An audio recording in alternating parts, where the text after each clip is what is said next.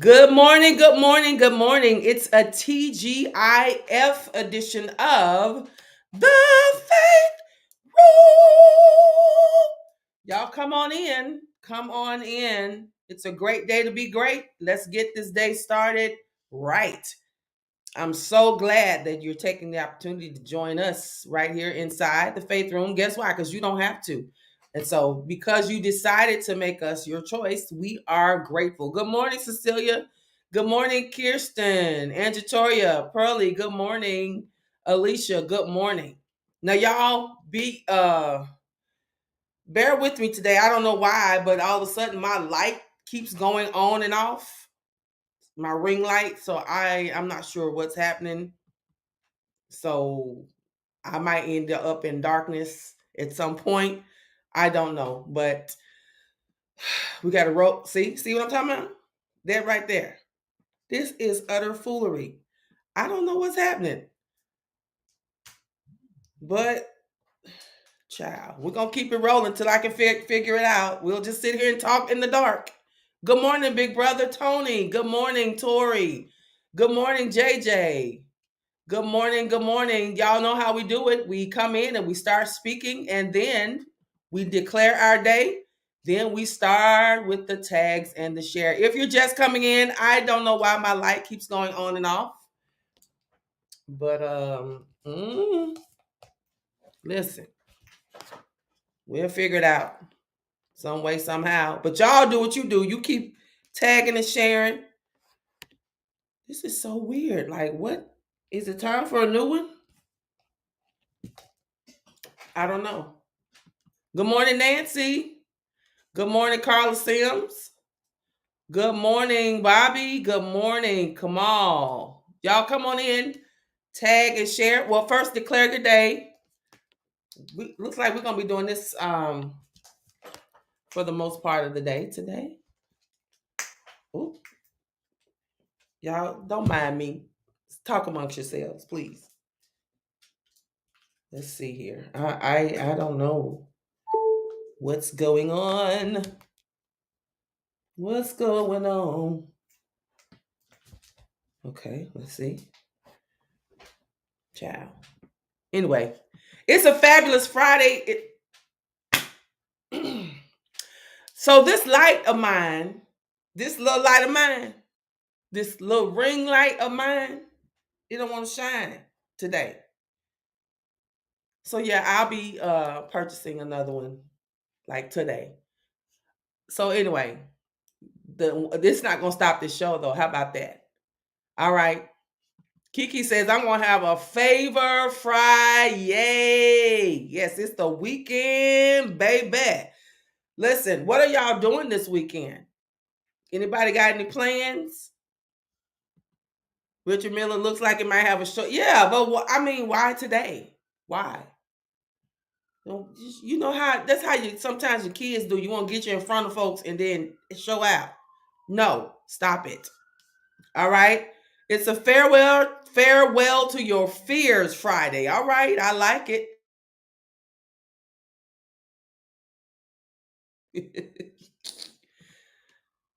Kamal says I'm just relaxing this weekend. Thank you, Harry, for praying against these distractions. Good morning, Helen Peaster. Crystal Ryan, good morning. Good morning. Tamika Moore, Renee Black, good morning. Good morning. Y'all, it's gonna be a great show today. Listen, I want you to get your questions ready because Ayana is back. She's back in the room today. And so we're going to just kind of recap the week. How many of you have been enjoying this week's discussion? Get out of your feelings. We got to get control of our emotions. And as I was watching this week, when I had the opportunity, I noticed that a lot of people in the room have admittedly not, just been smiling, grinning, and bearing it. I guess that's the term, the cliche, grinning and bearing it without having anybody to vent to, anybody to cry with, anybody to just listen to you. That's not good, y'all. And then I was also talking to Ayana just a minute ago before we came on. I think a lot of times we suffer or we are triggered because we haven't taken the opportunity to go back to see what the root of that is. Because whatever there's a root, there's a fruit. And so, what is it that's triggering you? What is that attached to? And I think sometimes we haven't taken the time to see, but we'll get into that in the show, I'm sure.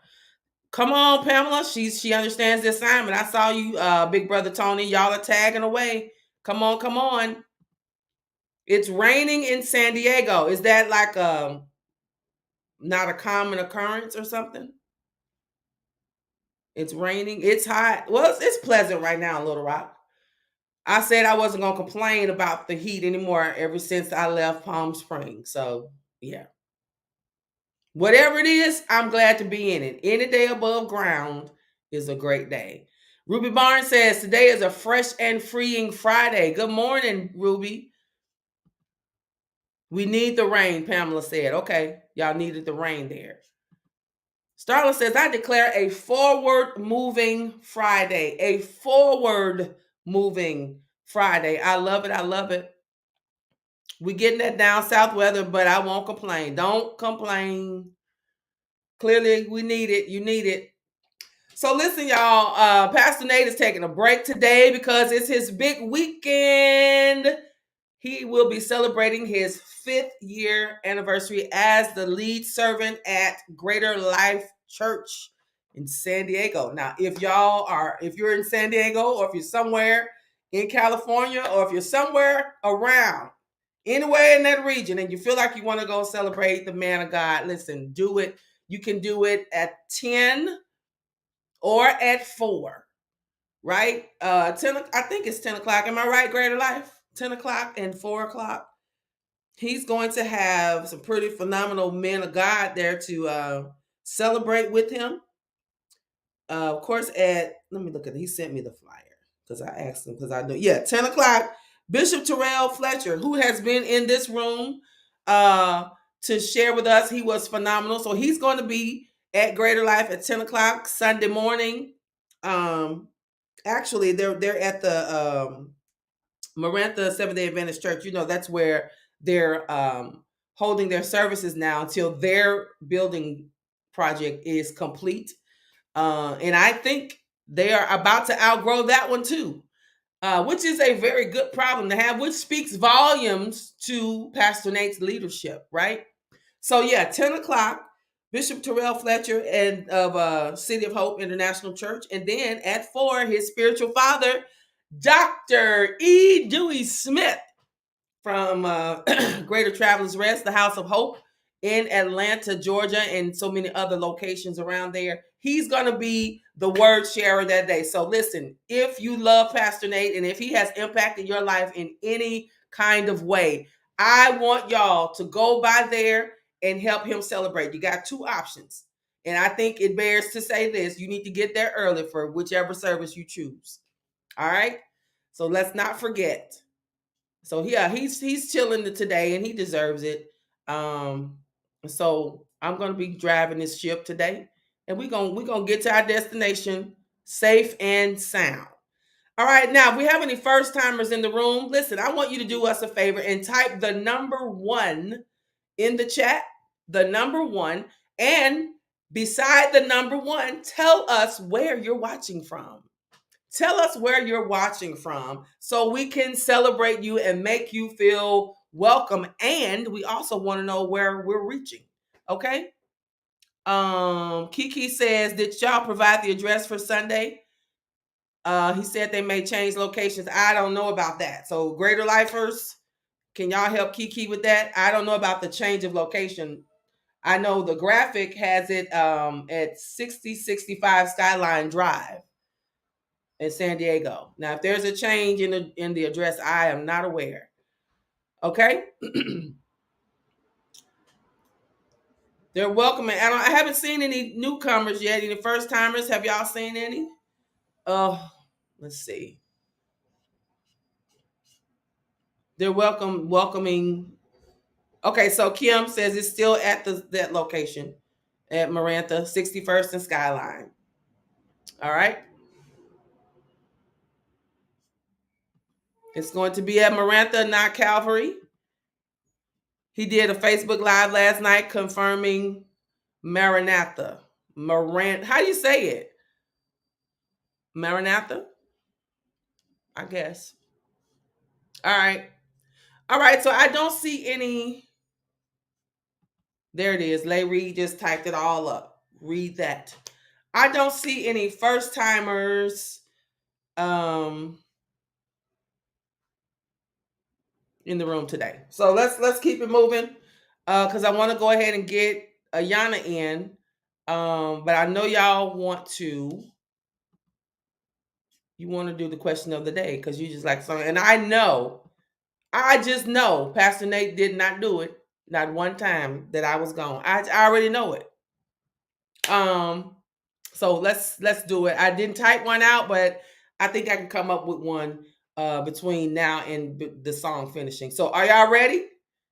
Am I ready? First of all, let me get myself ready. Let me get the music up and get my levels ready because you know I'm the DJ on the ones and twos.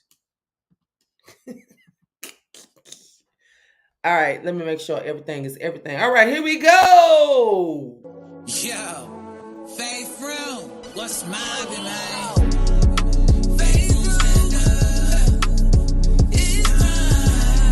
it's time for the question of the day. All right. Faith Room, stand up. It's time for the question of the day. You here with Pastor Nathan and Pastor Shabria. They here to give you what you need to be real. This is the place with real people and real problems and real questions. They through. Stand up. Come on, y'all. It's time for the question of the day. Stand up. It's time for the question of the day. That's the bankhead sound. That's what they used to call that. Okay. All right. I thought of one. It's a fun Friday. So here it is. Would you rather be in a quiet space for the rest of your life or be in a space with somebody who won't shut up, that talks all the time?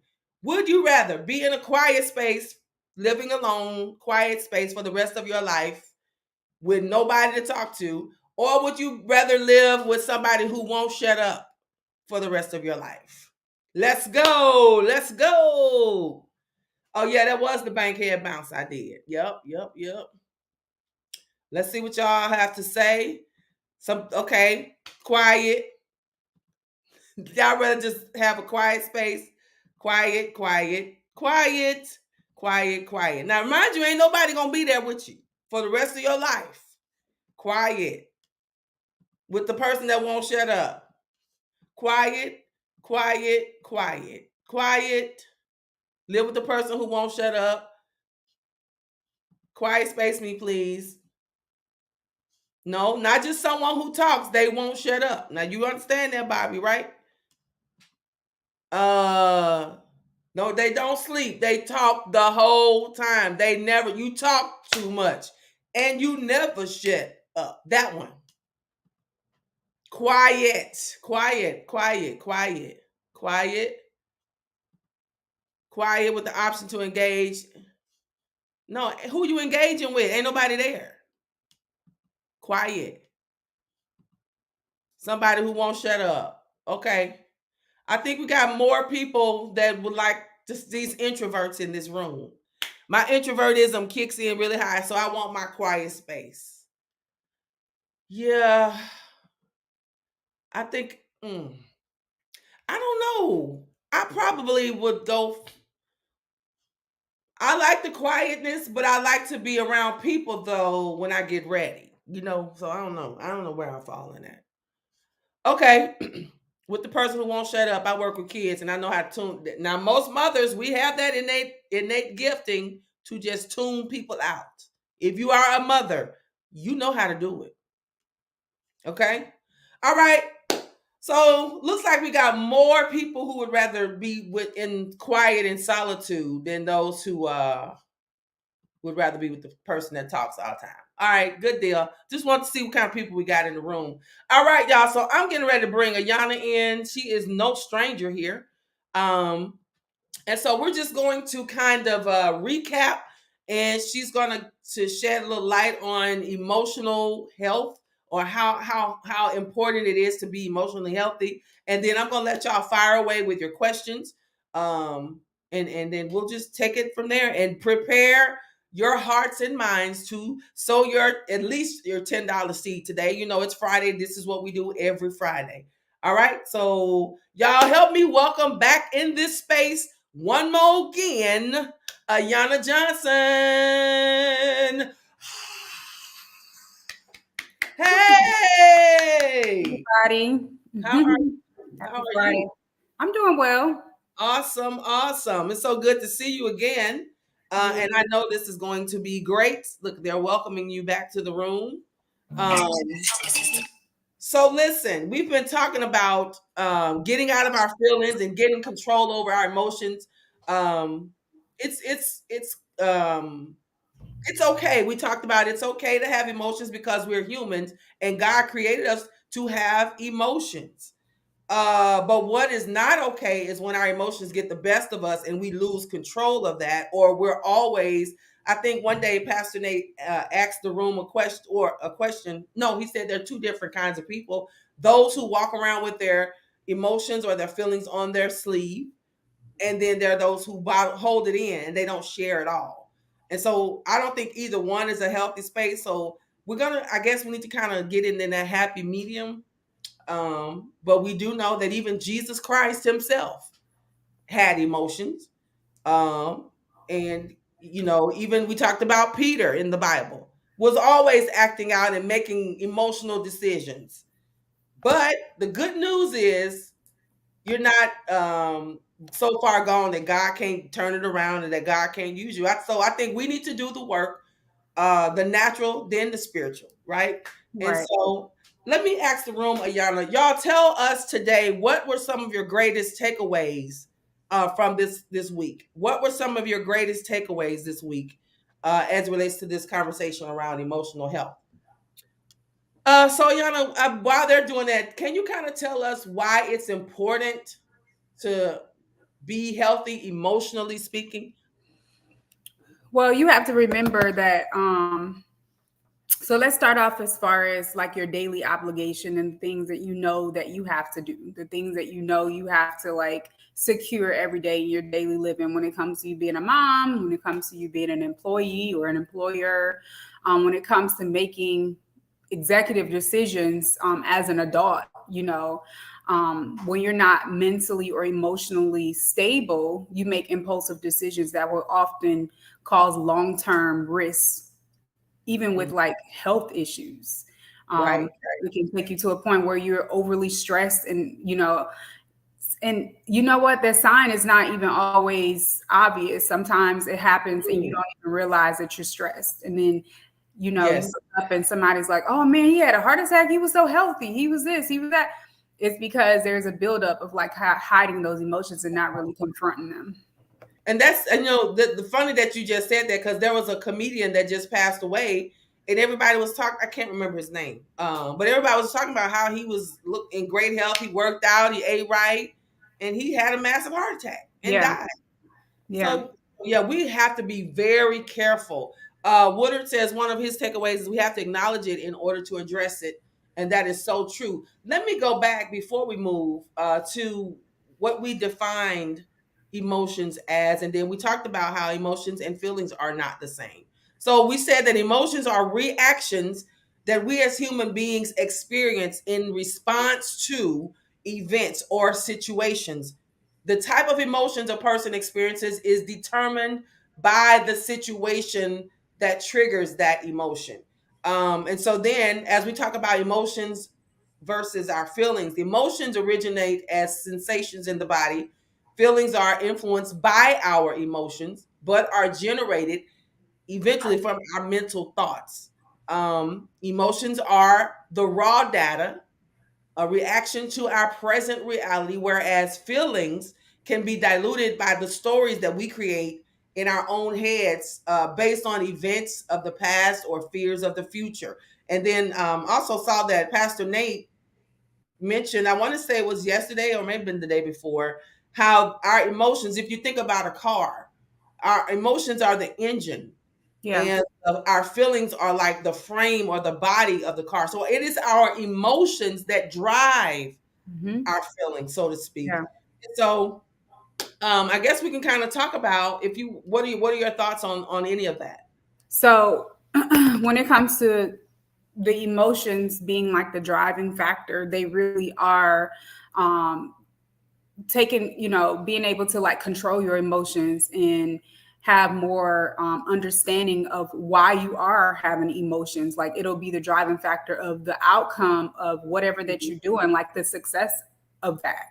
Yes. So absolutely emotions, being unstable in your emotions, focusing more on the fact versus the feeling is what's going to be helpful. So if you Yes. put a lot of emphasis on like this is how I'm feeling, you don't understand, like I'm sad about this, or this is what happened. You must take time to really like process, okay, why am I really feeling this way? Like what is the That's fact, it. like the baseline of what I'm Yes. feeling? And ultimately you'll see how if you allow the facts to drive you, you'll have a lot more you'll be a lot more encouraged in the process, because feelings are valid, but they should be temporary. That's good. Feelings are valid, but they should be temporary. So that means you shouldn't be stuck in your feelings. Right. Um, and I think something you just said. So let's talk about this.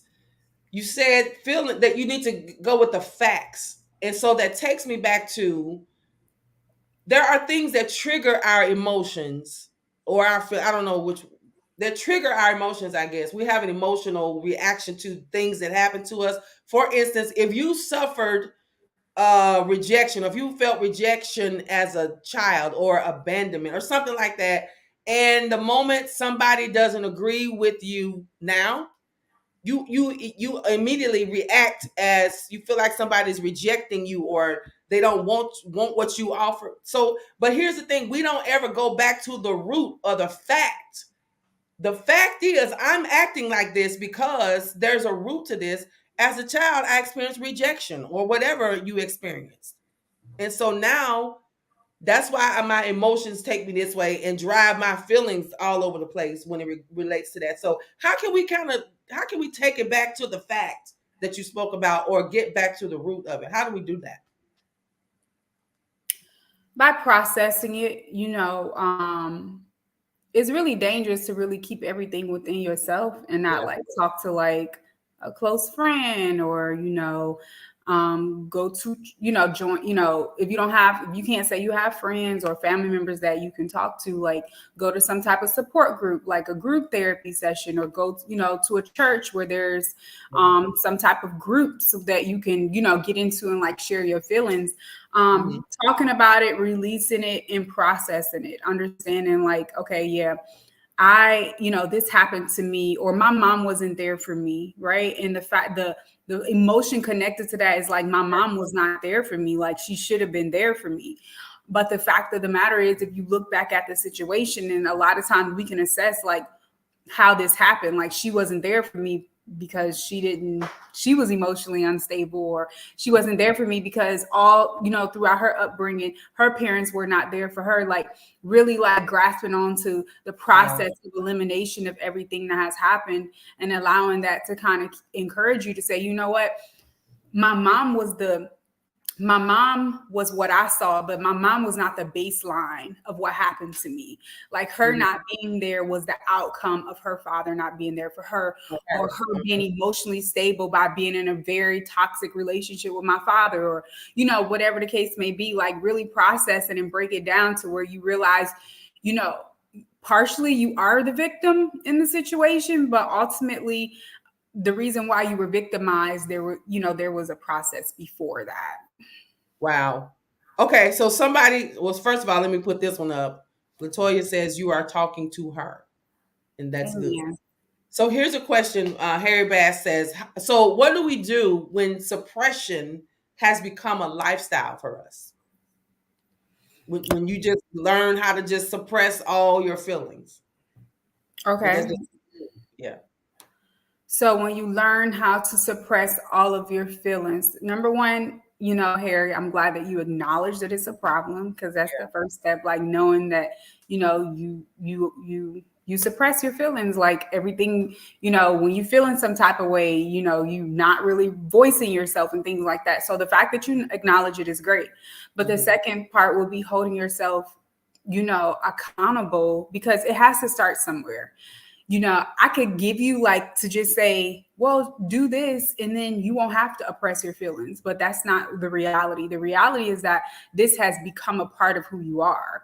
Yeah. So now what you're going to have to start doing is putting yourself in situations like, even if it's somebody that you can kind of express yourself to, and not, and it doesn't turn into like an argument, or it doesn't turn into some type of disagreement to where you are causing strained relationships in your life. I suggest that you would use like some type of relationship in your family, or some type of scenario where you start to challenge yourself to start voicing how you feel. It doesn't have to be like going from 0 to 100, like standing on top of a stage and talking to people, or whatever the case may be about, or going to your boss and telling your boss how you feel. But it could just be something like your wife or your girlfriend, or start small, and then before you know it, it'll become like, you'll start to get a little bit more acclimated. But what do is just start. Just start. Okay, I'm going to get a few comments. Kalisha says, I use the upside down triangle to process my emotions quite often. I'm not really familiar with that, Kalisha. But if it works, by all means, do it. And Tutoria says, yes, and we have to be willing to go to social groups, etc., and be willing to open up to receive the help. Dennis Thompson, sometimes we all need to pull up for a pit stop and let the Holy Spirit redo some things. Rwanda says, one thing about roots, if you don't dig deep and pull that root completely out the situation or that thing, it will grow back. Feelings buried alive never die. We must find a healthy way to deal with them. That's good. And be healed and whole. So these are some pretty good observations. Does anybody else have any questions? Go ahead and type your questions in. One thing, another thing, and you mentioned you got to have somebody that you can bounce things off, or that you Yeah. can talk to. And I think it was Wednesday's show when Pastor Richard was on here with Pastor Nate. There were so many people, Ayana, in here that admitted they don't have anybody to talk to. And Yeah. so they're just, and as Harry said, they just learned to live a lifestyle of suppression. And so that's just not good. Yeah. So I guess you kind of already addressed it. But just to kind of continue to piggyback on that, the word is intentional. That's with anything we do in life, right? If you know that this is something that is a problem for you, like that you don't really have people to talk to in your family or close friends, like for change to happen and things to kind of circulate and work on your behalf, you definitely have to do things that sets you out of your comfort zone. So you know what? I'm gonna be intentional about going to get involved in some stuff. To start, going, there's this app called Meetup. You can go to some social groups. I tell people all the time, there's so many things out there to where you can like find friends, find a social group that actually understand you and that's willing to talk to you and, engage in where you are. So, yeah, there's so many risks associated with that. And I know we talked about it, but you don't want to get to a point where you start to really not, some of y'all are probably already there, but you get to a point where, your emotions are so bottled up because of, you've had no choice but to, probably because you went through something, you've been embarrassed about a situation, you don't really know how to express your feelings because you've been shut down by someone before, and it's like you become mute within your own body and your own right. But the thing about that is that, you're going to get to a point where you're going to be so stressed out within yourself. You're going to be emotionless, number one. Emotionless. Wow. Emotionless, right? You're also not going to be prone to socializing, like trusting people. You start to have really bad trust issues because you're so used to dealing with everything on your own. And so what does that mean? That means that you minimize your opportunities. You minimize, the opportunity for people to come into your life and new people to, explore life with. I remember at one point in my life, I had all these dreams and these desires of where I wanted to be and what I wanted to do. And I recall like looking around my world and looking around my life, and I was like, okay, nobody amounts to like what I vision for myself. Like nobody, I love my family, I love my friends, but this is not the crowd for me anymore. So I started to realize like, I got to be intentional about doing things a little bit differently. Like if I want this lifestyle, I need to start associating myself with these type of people and doing these type of things. But I have a lot of trauma, like things have happened to me, that I couldn't control. So, but instead of like allowing it to like make me bitter or, make me not want to explore real things, real people, real opportunities based on my visions and things that I have for my life. I allowed it to be a driving factor for me. Like I've been through this, I went through this, but I used it for my benefit, to learn and to grow at another level. So that's just, a lot of times, and it blows my mind every day when I'm talking to clients, because a lot of the things that I deal with clients, or, if I'm in a situation where I have to help someone develop on a professional level, I realized that I had to endure these things on a personal level before I was even qualified as a therapist, So that's good. Intentional. I've gotten where I am today in life because I've been intentional. Intentional. That's so good. And so I don't know, for many of you who expressed the other day that you have no one, have you considered some of the things that Ayana just spoke about? How intentional have you been? I just saw one, because Kiana says that's her right now. When you talk about feeling like you can't talk to anybody, she always feels like somebody's lying. Kiana, if you open up your heart, you open up your heart, and number one, be intentional about your areas and the places that you put yourself in, and knowing the life you want to live and all that good stuff, and you open up your heart to start to be receptive of different type of people. See, a lot of things what we mess up in is you keep yourself surrounded by the same people that hurt you with a different face, right? So you want to start exploring a different type of crowd and environment. And the moment you open up your heart to that, I promise you, God himself will send people in your life to accommodate you on the level that you need to be. Wow. So even be intentional, even in the people that you keep around you. Oh, for sure. Yeah. Latoya wants to tell you, I'm proud of the 360 change you did. You are the bomb. After reading your story, you go, girl. Thank you, Latoya. That's nice. Yes. The times I was intentional, I was left sitting alone. How do you inch your way back in? It's really hard to answer that because it's like it's not really concrete in what she's saying. The times that I was intentional, I was left sitting alone. How do you inch your way back in? I don't understand the question. Brittany, give us a little bit more meat so that she can kind of put it in context with something. Okay. Let's see. Environment is so important. Yes, it is. Diversity in relationships is vital. I was trying to catch some of these comments that were coming in. Suppression is chosen when we look at the battles of life instead of the blessings of life, I guess is what you're saying.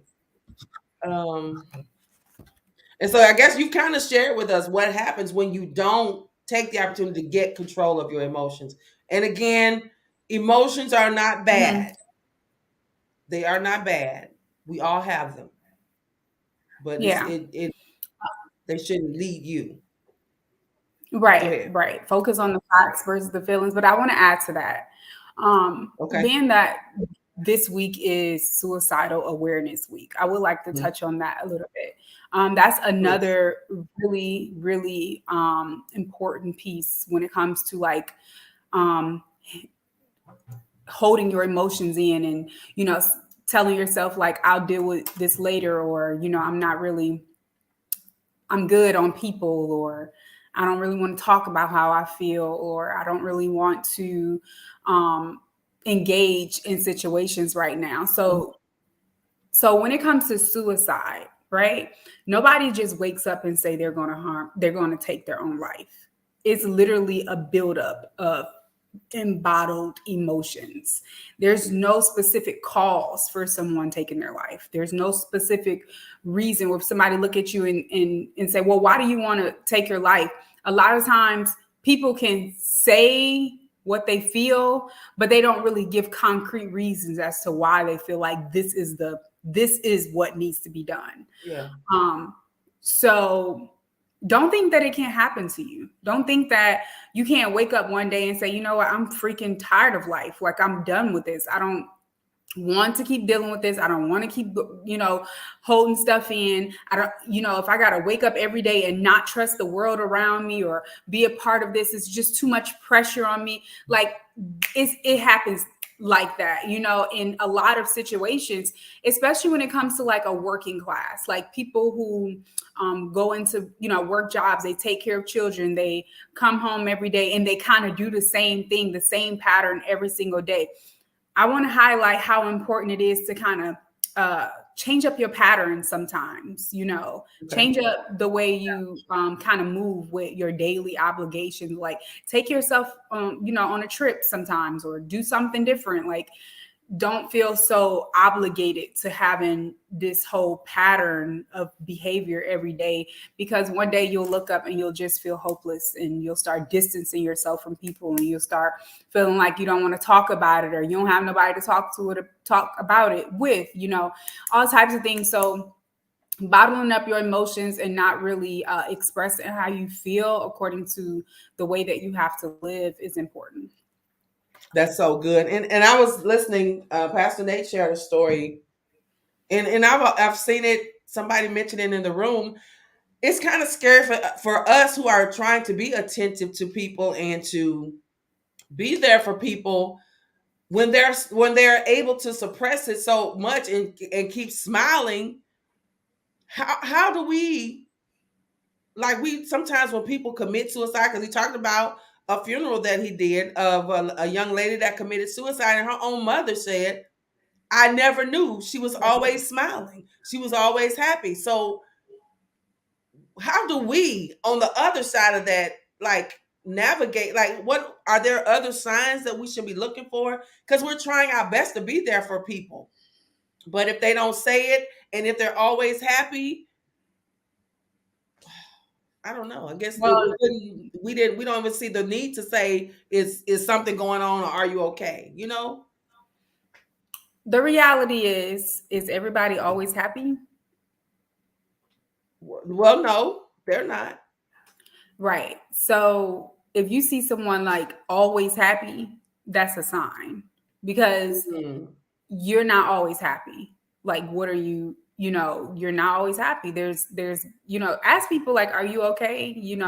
What's going on with you? You just, you got to look really. And I feel like we go through life and we have our families and our lives and things like that, and everybody's just really focused on their own life, which Yeah. is necessary, right? Hmm. But you got to like pay attention to your people, pay attention to your kids, Yeah. especially these teenagers. Like, if Yeah. they always, it's just so many signs. But you happy but you're distancing yourself, right? You're happy but nobody ever sees you, but when you do come around, you're always bubbly, um not really being able to, so from the outside looking in, you're not really able to identify why someone is so happy. Like, what's going on with her? What she got going on? What you all cheery about? And you see them like that every time. Yeah, those are just same way that someone is down and depressed. It's the same when it goes for them being overly excited as So I well. guess we just need to always ask, Oh, what's going on with you? You okay? how's this going? How's that going? And you Yeah, don't even have to necessarily like go based off of how they're feeling. I mean, how they're presenting themselves. You just generally ask them. That's why I said we get caught up in our own lives, but you don't, contact that aunt nobody calls or that yeah, grandma that nobody reaches out to. And you say, well, how everything going? What the doctor's saying, or is so and so in school? Like just having general yeah, conversation. And before you know it, you'd be surprised how people will break down like, girl, I'm just tired. Like, but if you don't know, if you don't call them and just check on that's them. true. That's true. So we got to make time, y'all, to check on our people, whether they are look happy or if they're not. That's good. I need that. That worried me because I don't ever want to like not be there for somebody. But when they talked about that, and then I saw one of the young ladies in the room, she said, "I just learned how to smile through it." And I think when they're smiling, and you just never think that something's wrong. So yeah, I'm gonna be intentional and do better about checking on my people. Brittany is giving more context to her question. She says, "When I let down the guard and let people in, or stepped out of my comfort zone to try to engage or be vulnerable with people, I'm left just the giver of my emotions with no feedback, just judgment." So she wants to know how to. So since she's feeling left alone, how do I inch my way? I don't know when she said back in. I'm not sure. How Based on does the she fact do that it? she became vulnerable and then she didn't really, people started to judge her instead. Yeah, no Okay. help, just judgment. Right. So I think Brittany, with that, it comes to, you still have to be wise in who you become vulnerable with. You still Mhm. have to know who you're dealing with, and obviously if someone that have bad characteristics, they talk about other people, whatever the case may be, then that's not who you need to be opening up with.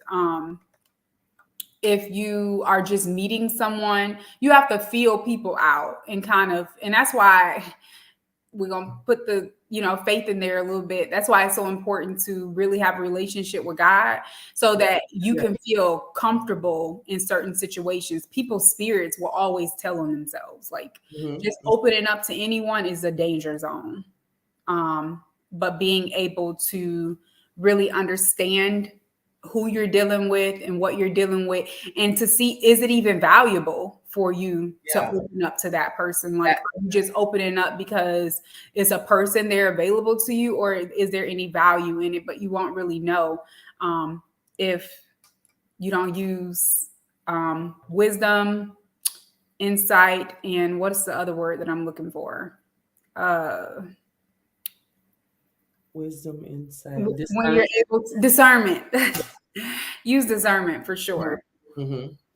Okay, here's a question. I think I'm gonna try to read it, see what she's trying to say. What if a person, what if a person says they don't want no one or anyone to love them?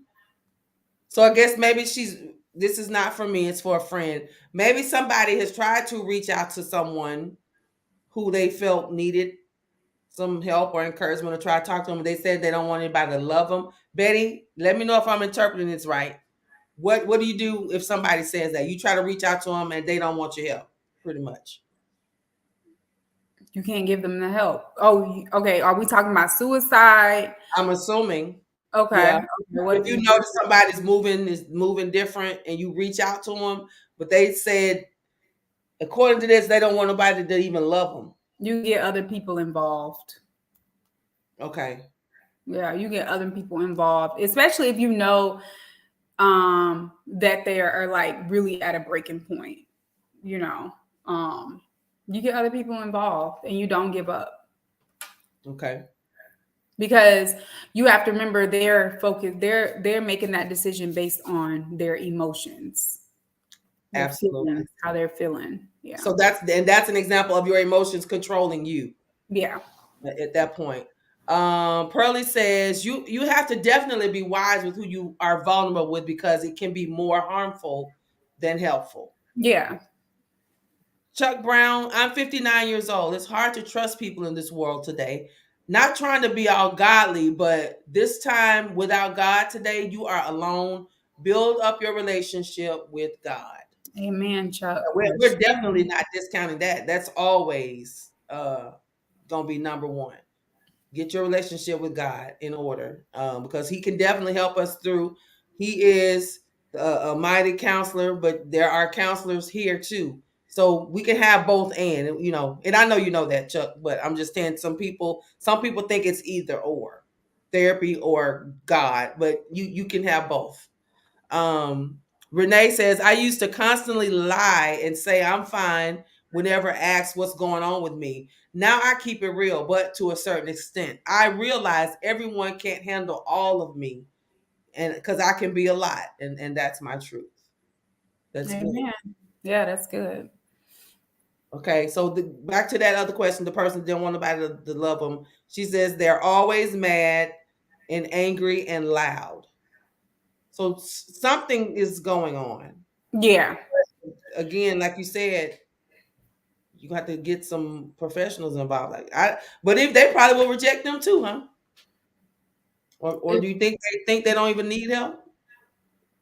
It's just so hard to still, to answer that question because there's an underlying situation going Yeah. on. So I can't really say, I would just generally say, don't give up on the person.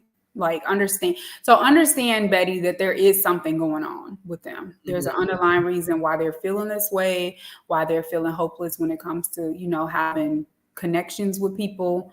And just they've kind of given up on the social engagement. So don't give up. Okay.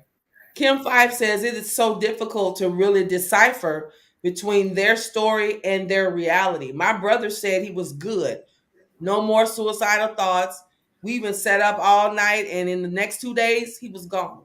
He posted happy pictures the day before and everything. It's so hard. So I guess even in reaching out to your loved one and they tell you everything's good, and I guess you can't hold yourself in a place of guilt because you Yeah. did, Yeah.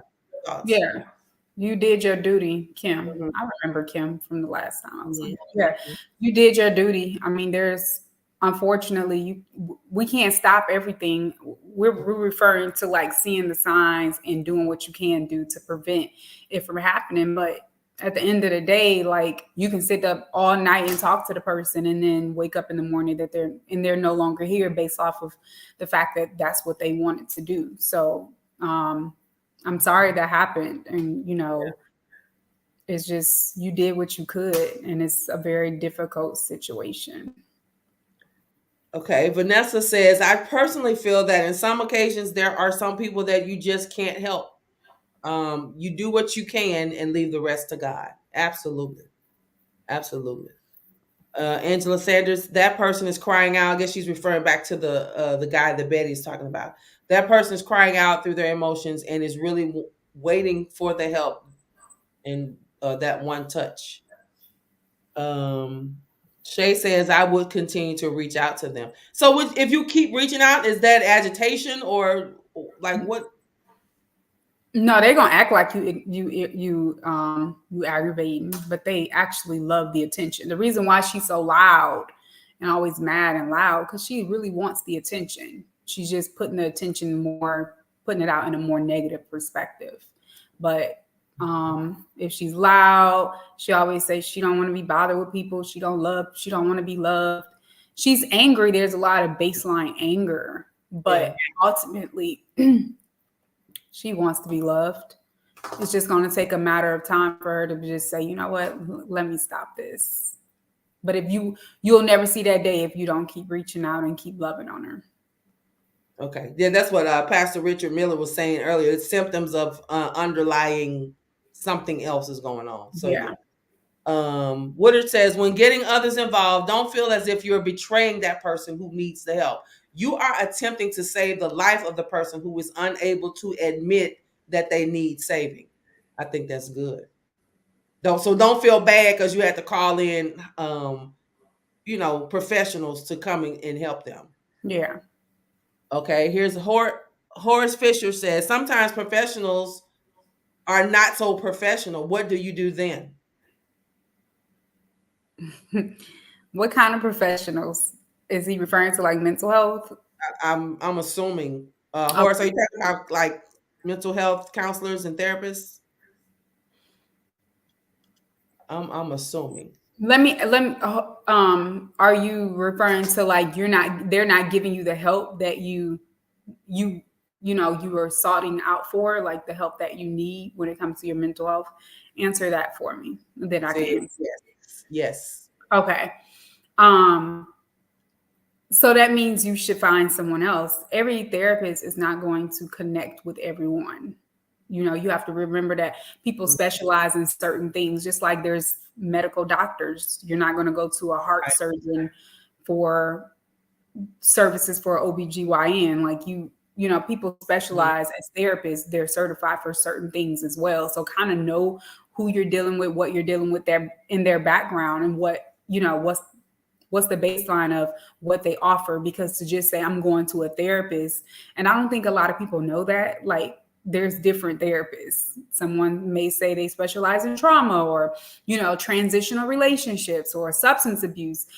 So just generalize the fact that therapists are different, they offer Mhm. different things, they come from different backgrounds, right? If you're looking for someone that's going to talk to you about God, that wouldn't be good for a therapist that's not a Christian. So Right. just be wise in choosing your professional for sure. That's good. Here's another question. Melissa says, "How do you tell emotionalist people you don't want them around because that drains you?" Well, sometimes you don't even have to tell them, just distance yourself. Some things are not meant to always share with people. I'm sure they know, or you probably said something to them before. I don't know. If you've said something to them before about it, then that is you telling them. Like if you told them, like, girl, you draining, that is you telling them. You don't have to give everyone a reason as to why you're doing something different for your life. That's good. Because then you make it about them and not about you, Mm, right? good. So you want to make sure that when you're making a decision like that, to say, listen, so and so, I love her and all, but yeah, I don't flow with her no more. I gotta move myself out this situation. Like I love her. I just gotta maintain what I got going on right here, and just distance yourself politely. Okay. Let's see. Linda says, "I called someone in to help someone and they got mad at me because they were ashamed. They didn't want people knowing their business." That's But did they get the help they needed though? Did they get past that? Mad? Did they get over being mad at you? I guess we have to look at the end result for much of the times. Andrew Torrey says, "I watched an episode of The Pivot with Michael Beasley. He spoke about how people are really out here asking for help in so many ways and still being left I'm not sure on red read on left red. on hold. So they're asking for help. People go read it and they'll never respond, and their feelings are being dismissed." Okay, Angetoria, this is so true. We need to be that ear to listen. Yeah, Yeah, for sure. Um, yeah, just really don't be so I mean, like I said, we all have the right to be caught up in our lives. You should be, but you definitely have to know that is more to life than just you and your children and your yeah. family.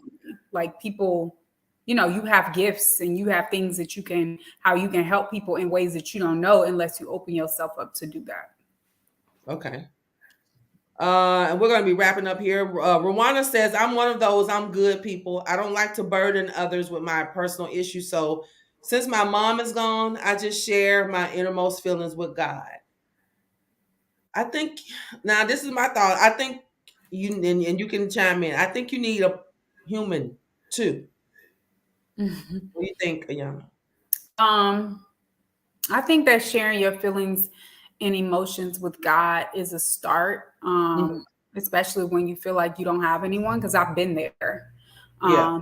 Then that gets to a point where God will start to push you on other people. So at that point, when you are building your relationship with God and you're talking to him about your emotions and you talk to him about your feelings, in addition to that, God, show me who's for me, show me, connect me with the right people. And if he puts somebody in your mind and tell you to start talking to this certain person or to say something to this certain person, then you should be obedient and act on it, because again, that goes back to you missing out on opportunities to really effectively engage with people who are meant to be here for you on earth. So having a relationship with God is absolutely so important. It's the baseline of what starts the healing process inside of you. It gives you clarity for your life. He starts to tell you about who you are and why you were created, and understanding like the chapter of life that you're in and the season, and being able to effectively embrace that. But what comes with that is that he's going to say, okay, well, so and so you need to step away from, and so you need to start going towards. So being like obedient in how he leads you, and understand, like in the word it says, man establishes the plan in their heart, but the Lord orders your steps. So when you start to really talk to him about your emotions and your feelings and where you are and where you want to be and the visions you have, you're going to say, okay, well, I know Nene been your friend for a long time, but she, you got to start separating yourself from her a little bit.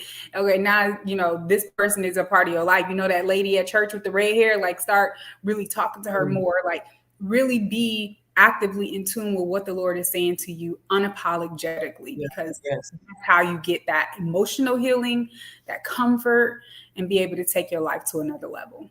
Yes. And don't ever deflect community.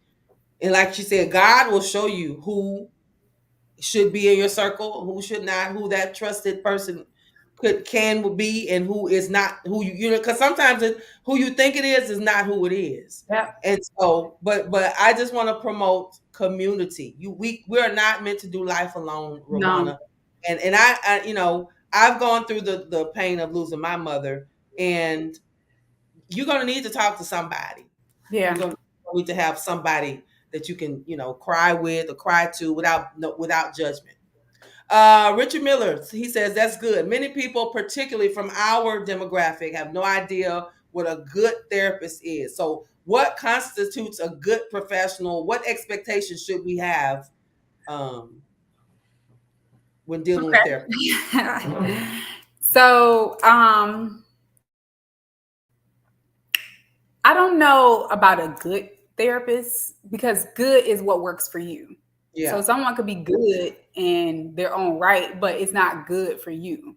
So being able to say like, I like the way she listens to me. People don't normally listen to me. Like if you got a therapist that talk to you more than you able to talk, and that doesn't work for you, then it's not good for you, because some people need that and some people don't. It just depends on the therapist's approach. Understanding like what is going to complement you at this current season in your life. Like again, when we talk about religion, you want a Christian therapist? You looking for, ways to kind of build your relationship with God and getting closer within yourself and using spirituality to do that?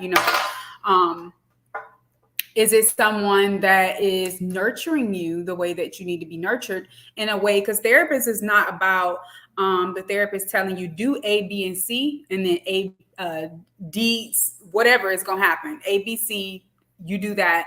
D, E, F. After that, that's what's going to come. That's not therapy. Therapy is saying you do.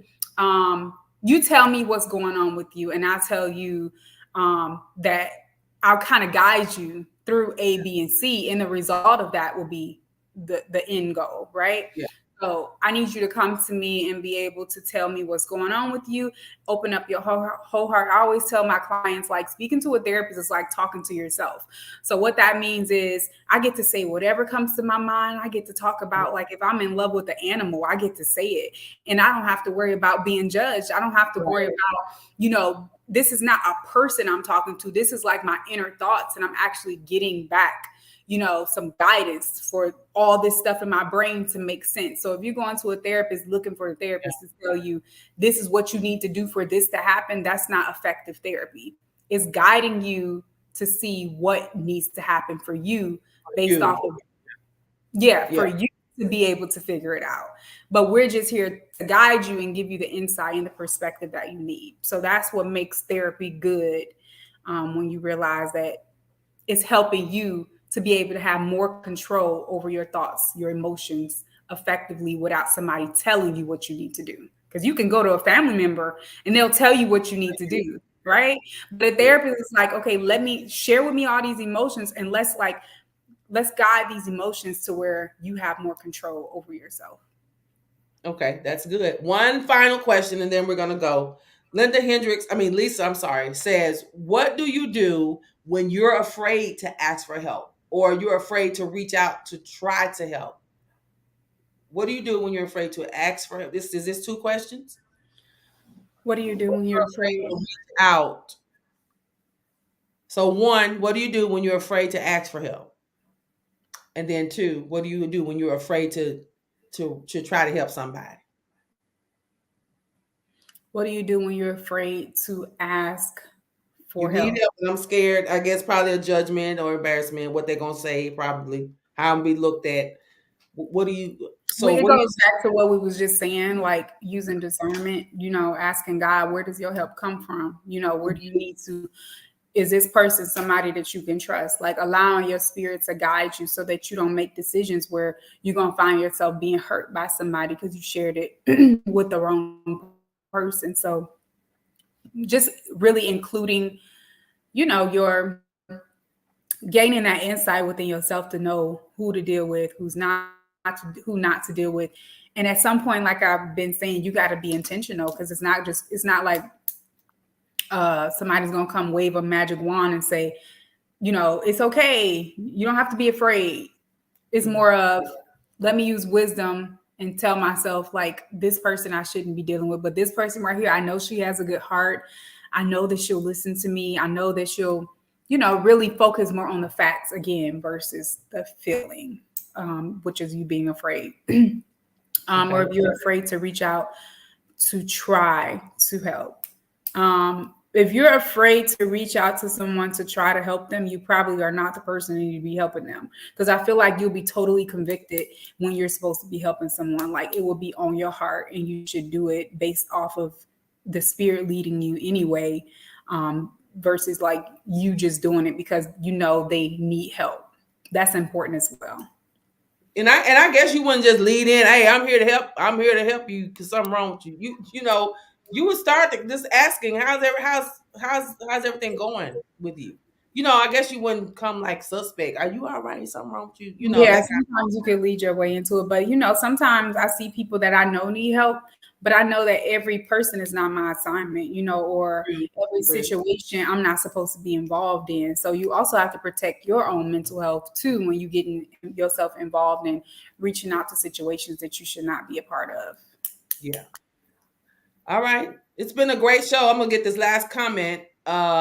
Jay says, I've been told that I need to see a therapist based on all my trauma that I've experienced, but I always push back and just go to God. I figured since he knew it was gonna happen, since he knows it all, he'll be able to help me through it. And he can and he will. But again, as she has stated, and that as I have stated, we were created for a community. So in seeking God, ask him to show you who those people are to help you along the way here. You need people here to kind of walk alongside you to get through some of the things. And again, since you've had a lot of traumatic things to happen, I don't think it would be bad to see a therapist. Yeah, for sure. And then like you wouldn't know if therapy works for you if you don't try it out. Try. You know, um, but I would see a therapist based on my trauma I've experienced. But I always push back and just go to God. Yeah, if you know you have a lot of trauma and things that you need to kind of release within yourself and kind of like needed that guidance to do so, you definitely probably should try therapy out. Yeah. Okay. Well, it's been a great day today, a great show. Thank you, Ayana. So many people are stating that just being in the room today was therapy for them. And then I think somebody asked, and I believe he is in San Diego, but he was saying if you were local. but you're not. Like, are there places help? What did he say? Help centers or places that they can go for help that you could recommend? Maybe just places in general, since you're not in California. I'm not in California, but he can always go to like meetup.com. You can always go to Psychology Today. That's another app. You can always go on Eventbrite. I mean, these things are really, really available for the public. But if we're talking more of like a clinical side of things, Psychology Today, and you can, like I said, the Meetup app is really good for finding like social groups in the Okay. area. So there is help out there, and it goes back to what she says. We have to be intentional, y'all. When you get to, and I say this all the time, what we're willing to tolerate will never change. It's not until you say, you know what, I need something different happening for me because this right here is not working. Yeah. And so we'll probably continue this conversation into the next week.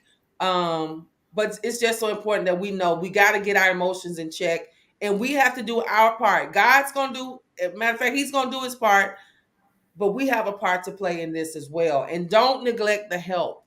Don't neglect the help. So remember, before we go, we want you to go ahead and sow your seed today.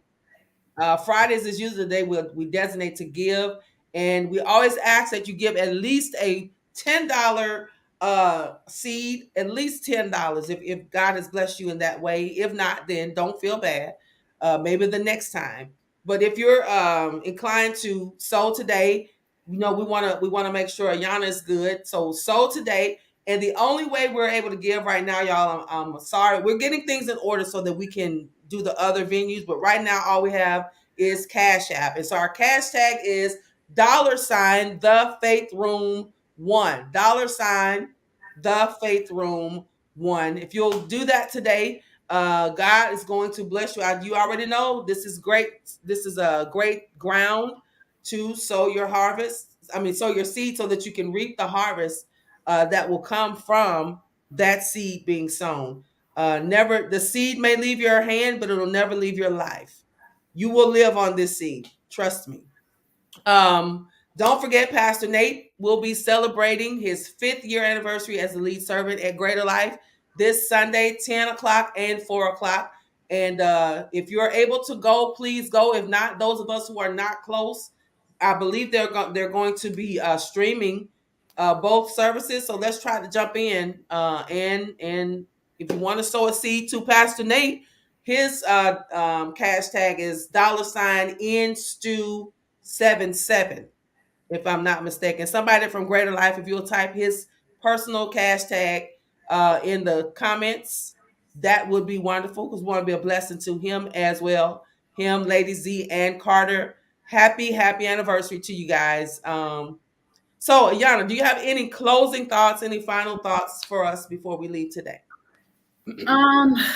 Let's see. I would say more than anything, understand that we are humans. So we are emotional beings. We are constantly going through life, so things will develop. There's situations that's going to develop and things that's going to arise within us. But just remember that it's okay to have emotions and it's okay to feel things. But it's not about having the emotions. It's how you, like we were talking about, how do you allow the emotions to drive you? The emotions driving you in a negative way or a positive way.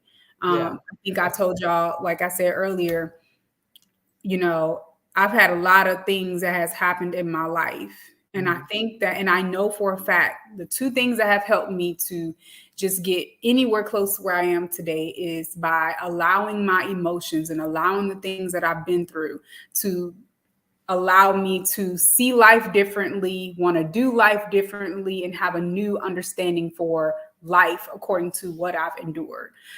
Between that and having a relationship with God. So I just recommend that you use your emotions for your benefit. Yes. But also ultimately the emotions is just a feeling. You want to start with the baseline of the emotion, which is the fact, this has happened to me. And because this has happened to me, I'm going to use it so that it don't happen to my children. I'm going to use it so that it works out for my good and for my favor. So that's really my closing thought, just using your emotions to kind of drive you into your destiny. In addition to that, like I said, spending time with the Lord is essential because it minimizes the effectiveness of the emotion. You know, you're feeling a certain way, but God is where we find comfort. He's where we find strength. Yes. There's a journaling technique that I use every single day. I just released my 4th book, and the journaling technique is in the book, on the back of the book. So if you get a chance, go on my website and you can find the book there. But yeah, tell us how we can follow you. Where after today, if some people want to follow you, get your product, how can they do that? Okay, so Facebook is Ayana Johnson, Ayana Johnson, and then Instagram is AJ Beautiful. So you can follow me at AJ Beautiful. I have another page is Therapist Ayana Johnson. To get this new book, which is the title of it is sorry, I can't think right now. Anyway, I'm trying to think. It's on the website. It's on the website. The Pieces of Success. The Pieces of Success. So the website is www.ayana, Ayana Johnson, www.ayana-johnson.com is where you can find the new book. So yeah, The Pieces of Success: Passion, Pain, and Prosperity. And listen, Latoya, I think she has read all your books, so she is blowing you up in the chat. So listen, she wants to know if Amazon has your books. Amazon has my books, but I definitely always push people to my website because Amazon is just like a third party. So order them directly through me, ayana-johnson.com. All right. All right, y'all. It's been a great day. Thank you so much for tuning in. Listen, have a great weekend intentionally, and pray for myself. Pray for Pastor Nate. It's his celebration weekend. Pray for me. I am still not back at 100%, and I have to preach not once, not twice, but 3 times this weekend. And I'm believing God to get me through it. So y'all pray for your leaders, and we're praying for you as well. Our prayer today is, God, thank you. In Jesus' name, amen. All right, I'll see y'all the next time. Thank you, Ayana. Y'all have a great day. All right, bye-bye. Bye.